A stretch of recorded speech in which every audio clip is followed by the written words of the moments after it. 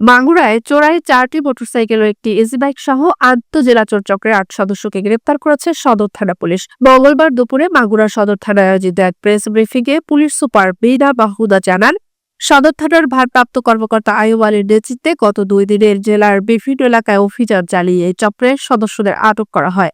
উদ্ধার হওয়া মোটরসাইকেলগুলোর মধ্যে রয়েছে একটি পালসার ও 3টি ডিসকভার।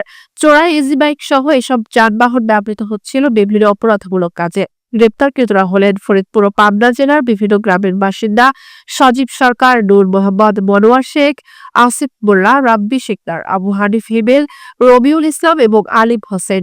চক্রটি আন্তঃজেলা পর্যায়ে চুরি করে মোটরসাইকেল ও ইজি বাইক পাচার করত বলে জানিয়েছে পুলিশ। আটকদের বিরুদ্ধে মাগুরা সদর থানায় মামলা রুজু করা হয়েছে এবং তাদের বিরুদ্ধে আইনগত প্রক্রিয়াধীন রয়েছে।